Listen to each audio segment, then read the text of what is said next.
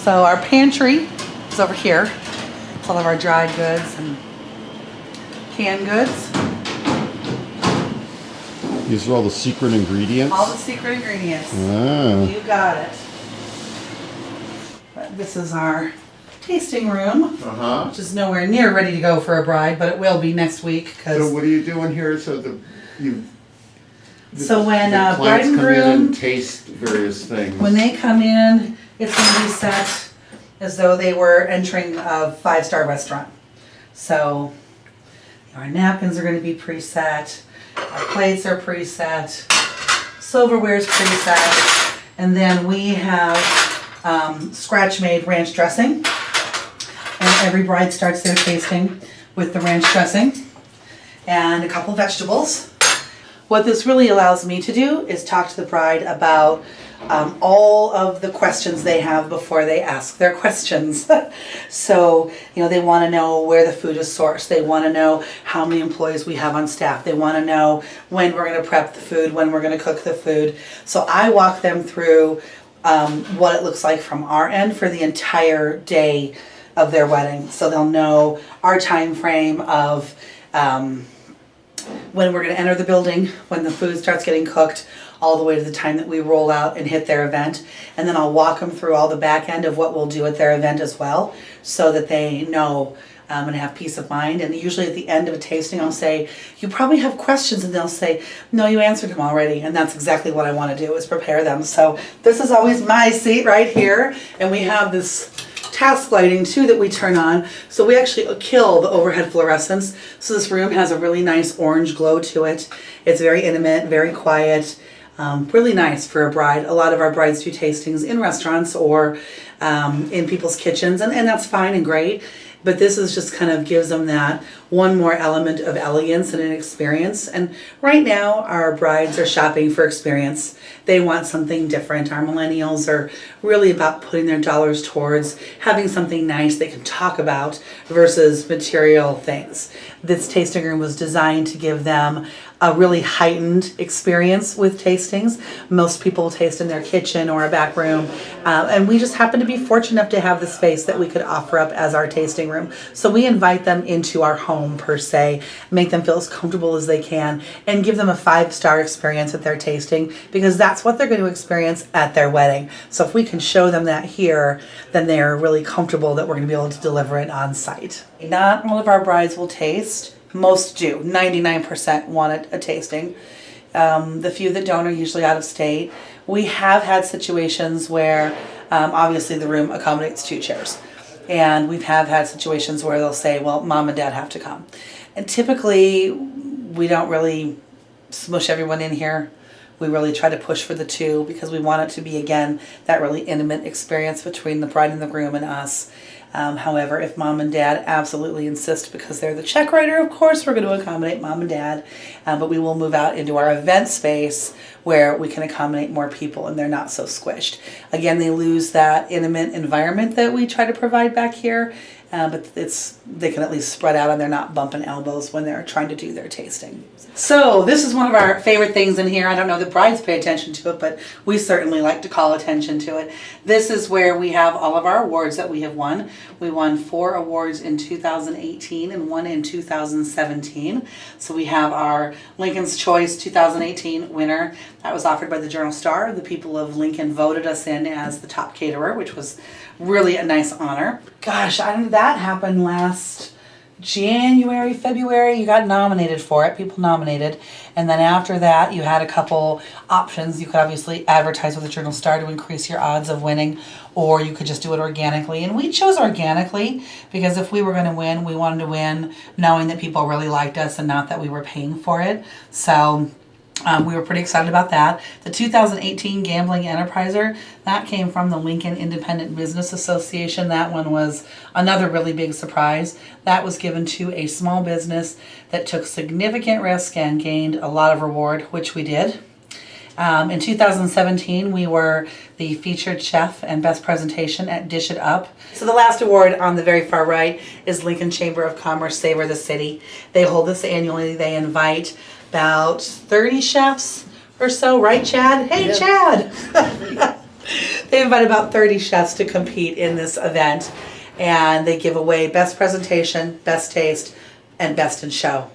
And we went in pretty confident that we would win something, but we did not think we would get best in show. Quite a shock. Quite a shock. Talk about that. Yeah, I mean, we've been to this event before, and there's lots of great chefs there, lots of good food. We went. Laurie believes in going all out, so we did, and it looked fantastic. The setup, the food, everything was great. People were just commenting on how fantastic the food was, about the beautiful setup. We did well. We had no expectations of coming home with the biggest award of the event, and then I got to drive home with this in my passenger seat. I buckled her in. She's my new friend, so she goes a lot of places with me now. They announced the best taste, and we were surprised. And then they announced the best presentation, and we didn't win. We didn't win anything. And then they said best of show. We went, did they call our name? What do we do? Where do we go? Did they really just say doorstep diner? They did. And we all sat there, and finally Jeff goes, go, go, go. We had no clue. Yeah, we were so disappointed because we didn't think we'd take the top dog. We thought we'd take a small award. So we were like, we didn't win. We're just going to go home, be sad. My baby. And then we got the baby, so yeah. And then the other thing we like up here are, we like to collect the favors from our brides. This one was really cool. This was a wedding. He was an accountant and a beekeeper. So he made his own honey and packaged it up and gave that away as favors. So we thought that was kind of cool. Over here, this barbecue sauce. Again, we did a barbecue wedding for them. And he said, do you mind if I bring my own sauce? We thought, well, that's fantastic. And then he gave us bottles of sauce to take home, so that was pretty cool. I like how they're getting really creative with their favors and doing something a little different. We have rally towels somewhere from one of our weddings. They did rally towels. It was pretty cool. So yeah, if it's a cool favor, we try and take it, or if they've put together our menu, which I think is nice, I'll take those as well. And we get to go to all the cool parties. Now we'll show you where the real work happens. Follow me. I think I know where we're talking about.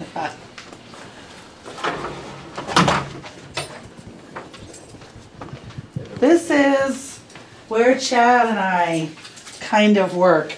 It's also Jeff's storage. Big storage room. I work over here a lot, as you can tell. Yeah. Yeah, our chef likes to turn our offices into his storage space. So that's what I deal with there. He gives me a little corner in the kitchen to work out of once in a while, so I can have my office for his storage. Good and evil. I'm not saying who's the good or who's the evil, but it has significant meaning to me. One of those may be Jeff, one of them may be me. We're going to put up the Hello Kitty right above Darth Vader and Yoda. Not happening. We did a Darth Vader themed, or a Star Wars themed event. Yeah. Yeah. Where Chad dressed up. You should talk to Chad about it. I have no clue. There were some costumes. There was some food. So I understand Darth is looking for a job. I heard that. Yeah. After the fall of the Death Star, I think he was let go. Unsatisfactory performance. Is he here in Lincoln? Is that? We've heard rumors. I've heard he's around. I don't know that he'd be a good fit for us, though. I mean, I don't think he's a people person. Yeah, but he has lots of powers that would come in handy. True, he does. Like, what powers would he have? I mean, controlling an empire, but that's our job. The death grip. The death grip? Yeah, well, what if he uses it on us? He can move things with his mind. No, that'd be good. Move the heavy camera upstairs. If Chef Jeff gets out of line. I like this. I like where you're headed. I don't know if he can handle Heidi, though. I think she'd probably kill him. Probably. Heidi's our, what do we call Heidi? Catering assistant is her official title. She's our catering assistant, and it would be like Princess Leia against Darth Vader. Heidi has 5 children. You don't Yeah. mess with Heidi. When we first moved in, we had a sink and 1 oven. Since then, we've sold that oven. We called her Big Betty. It took Big Betty about an hour and a half to get up to speed. And if you overloaded her, she wouldn't cook to temp, so we had to keep things in the oven much, much longer. Now we have 4 ovens. On the fridge, we're going to be ordering today. This will all be stuff for prep and storage. And then, so when, let's say we're baking for a wedding, and it's Brittany's wedding. When Brittany's stuff is done, her cold stuff, we'll move it over to the fridge right by the door. So Brittany will have her own shelf, and then when our employees come, they just grab everything and go right out the door. This is the sexiest thing ever. Very sexy. Why is that? It's called an Alta Sham. I don't think there's anything. Oh, there is. We're heating up something in there, but this is a slow cooker. It's a warmer. It never gets above, what, 200 degrees. So you can put your pork in here overnight, leave, come in the next morning, totally done. Prime rib, same thing. And then anything that comes out of our ovens that needs to stay warm before we head out, we throw it in here too. So Cool. these things like retail for like $7,000 new. We were at a used store, and Jeff's not really the negotiator. I usually am, and he makes the cardinal sin of, what's the least amount of money you'll take for it? And I'm like, no! And the guy goes, $250. Technically, I said, what do you really want? Yeah, so $250 for this baby. We love it. We use it every single day. Cool. Yeah.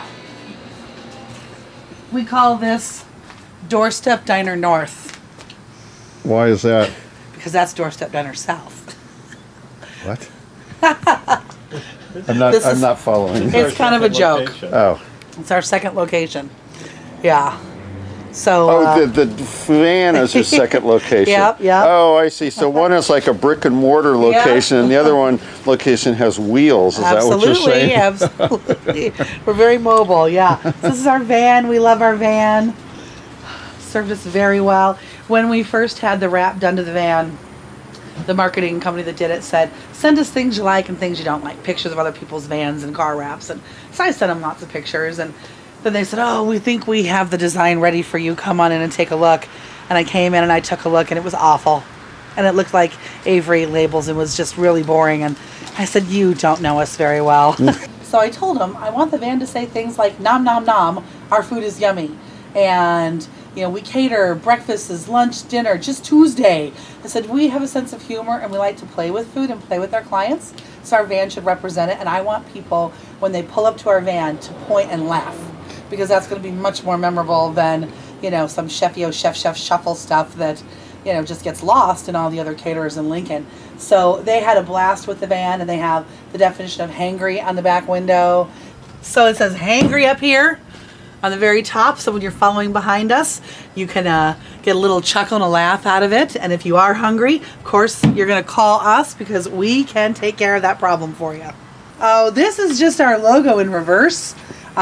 Which we really liked, because we didn't want the van to be so dark that things didn't stand out. But what I really like about the design is that you can see they have the logo larger than the van would be. So there's her little feet and her body here. So it's actually the two logos superimposed, which Oh, I I think see. is Yeah. kind of cool. My business partners are Star Wars nerds. I am not. So I gave directions to our vehicle wrap company to hide some Star Wars iconery in the design, and somewhere in here, and I can't see it, but somewhere in here is supposed to be some Star Wars thing. We haven't found it. But we do have Star Wars things on our back mirrors. Here's our nom nom nom, which I think is hilarious. And then last but not least, we thought it would be really funny to play off of emergency vehicles and do catering emergency. So when we pull up behind you and you look in your rearview mirror, this is what you see. So it's like, oh my God, get out of the way! Catering emergency! Who deleted it? Right, it's gone. Oh. Like gone forever gone? Probably, I don't know. Probably. So go home, and on your computer, it's there wherever you created it. Are you guys bickering Yes. first thing in the morning? Always. No, we're not bickering. Hello. Hey, how are you? Good, and you? Good. So is there any way that we can get our stuff at 7 in the morning? Serious? Yeah. Hello. Is this the way it is every morning? Her? No. Because you're next door. What?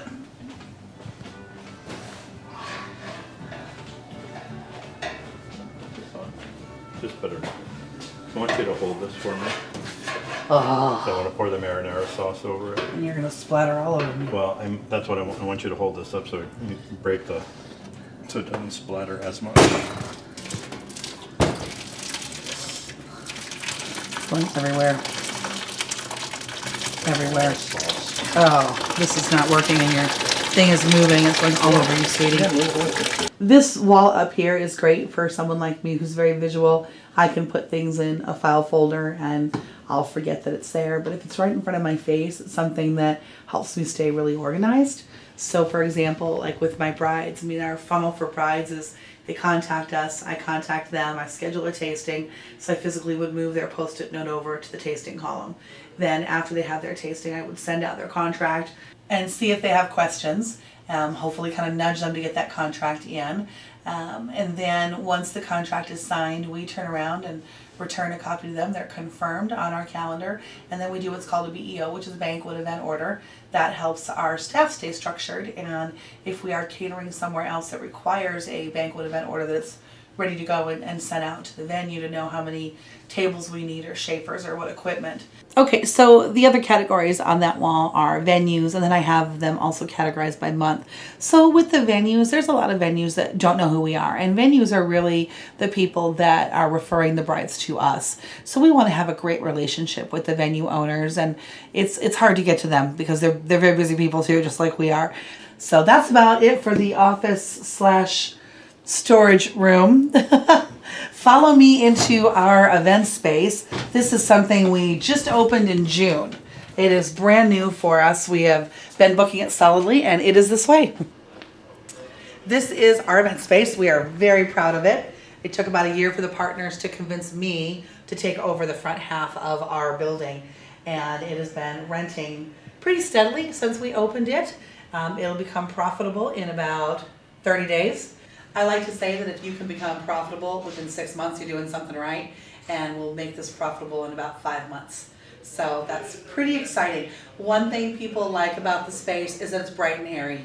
It's not a dark corner of a room. It's not in the basement of a hotel. It's not the typical gold and brown and green that you see. It's very, very light and bright. We have the task lighting as an option if you're holding a business meeting. We have the chandeliers if you'd like it to be a little bit more intimate. Bring those up. So it's just gives us nice soft glow. I love the chandeliers. We ordered 9. And when you order 9 chandeliers, apparently that's unusual. As the company that went to box them up called and said, "Did you really mean to order 9? Yes, we did. And then a day later, the credit card company called and said, "Did you really need 9? Yes, we did. This is a mock setup. So when someone comes in to look at the space, this gives them an idea of what it looks like seated with, well, not seated, but set for people. This is an overly done setup. Typically, people would not be using the chargers here. They probably wouldn't be using the double wine glasses and water. One thing I like to point out is that all of the silverware is different. So this person's place setting is completely different than this person's place setting. And we did this on purpose. We bought all of this mismatched antique silverware from a woman in a small town in Nebraska whose daughter had just gotten married. And they had a kind of a nice little wedding story, and we liked it, and we love the fact that all the silverware is completely different. So it doesn't matter how we set it up, it gives it kind of that little shabby chic look that's in style right now that kind of plays in with our chandeliers and our painted furniture that we have and our gray walls. So once a month we do high teas in this space, and they are a lot of fun. We cap them out at about 26 to 30 people, try to keep it just to the 4 tables. And with the high tea, it's family friendly, kid friendly, dad friendly. We've had all of the above come. What I like about the tea is that it's a different kind of an experience again. It's at 2 o'clock on Sunday afternoons. When you sit down, the table will look very much like this with a couple exceptions. You'll have teacups instead of wine glasses. You'll have your own teapot, and you'll have your own plate of 5 or 6 different desserts. They're all little bite-sized morsels that we make back in our kitchen for every tea. During the tea, when everyone sits down and arrives, we'll make an announcement with a menu, and then we have nice boxes of tea. We circulate throughout the room, and everyone can pick their own tea bags, honey, get their cream, and then once everyone is situated with tea, we'll bring out our 3-tiered or platters of food. So we're caterers. You can't come and order food in like a restaurant and eat it unless you come to one of our events. but we just recently relaunched our supper club. It is every Tuesday. You order on Monday, and on Tuesday you come to our kitchen, you pick up a pan or two, and it is ready to go. Take it home, feed your family. It'll easily feed a family of 4 with some leftovers in it, and it gives people an opportunity that don't have a catering need to also be able to eat the food of an award-winning caterer. And it's fantastic for these busy moms with soccer practice and choir and violin and everything else they're doing with their kids to be able to give them something that is a true home-cooked meal that they don't have to worry about. So with the home-cooked meals, again, you're ordering on Monday off our website. You pick up on Tuesday between 4 and 6:30. You can also pre-order for the week after. There's, as long as the calendar is up to date and you can order, you can certainly do that. So Chad's going to tell you a little bit about how to get a hold of us, some of our goals for 2019, and kind of wrap this up. All right, so the best ways to get a hold of us, first off through our website at doorstepdiner.com. We're also on Facebook, Instagram, Pinterest, a lot of different places. We may pop up anywhere else, something in 2019, of course. You never know. You never know where we're going to pop up. We've got a busy year coming up. Looking at our calendar, we've got lots of stuff already booked. So looking forward to the growth of our business and everything else. Laurie, do you have anything else to say to kind of wrap this up? I do. Doorstep Diner, excellent cuisine and amazing service from our doorstep to yours. This building originally was a retail bakery and a cavernous kitchen. And when the woman went out of business 6 years ago, they couldn't lease it. They were trying to lease it as office space because it doesn't have good street visibility, and people liked the front, but they didn't know what to do with this big room. So we came in and said, we just want the room, we don't want the front. So we actually pay warehouse rent in Southeast Lincoln, which is unheard of. So our rent is very, very, very cheap. Don't tell anyone. And we have 1,200 square feet of kitchen, which we think that we are outgrowing, but other caterers that come to visit are just amazed at how much space we have. It's very, very large for a commercial kitchen. So we're pretty lucky. Follow me inside. So this is where the magic happens, and it smells really good. We just got done making house-made marinara, so it smells delicious. Said Nestor just came back from delivery. Chad will be on his way, and then they'll start doing what they need to do. I have no clue what that is today. This seems a little bit like it's in between. This is in a lull between the storms, right? Yes. Mm-hmm. Yeah, between probably 8 and 10:30, it's just popping. And then stuff goes out for delivery, and then everyone gets back, and then it's usually dish time, reset the kitchen clean, and then get ready for the afternoon or evening events. And they've got... Nestor, what do we have this evening? Do you know? Well, they can pick up around 4 o'clock. Nice. We're gonna do some mac and cheese. Yum. Right. Always. I like it when we can do really fun upscale stuff and flex our muscle and our creativity. That's where we shine.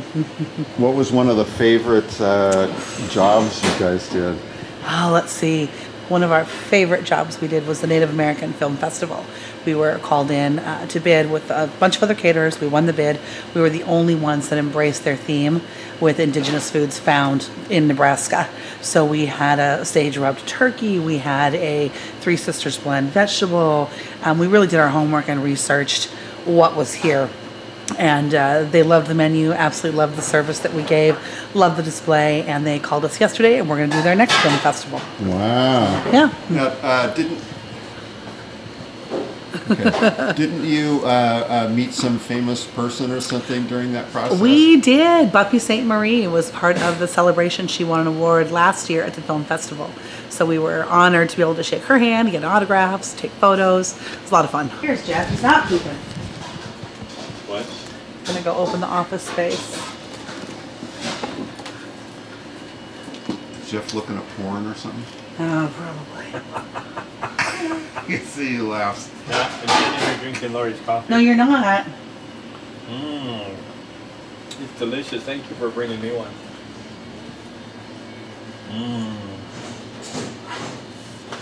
Thank you.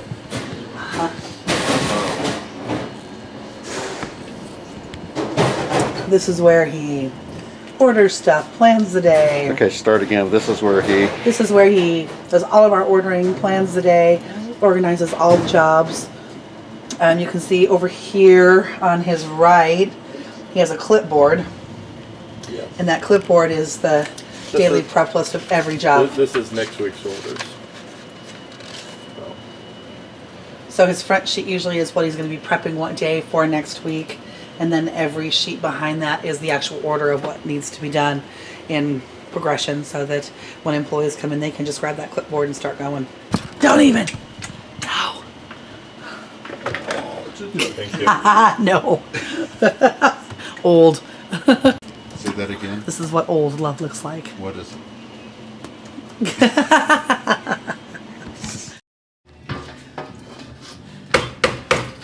It's house-made marinara. Ooh, Yeah, can I it's have so some? good. Ooh.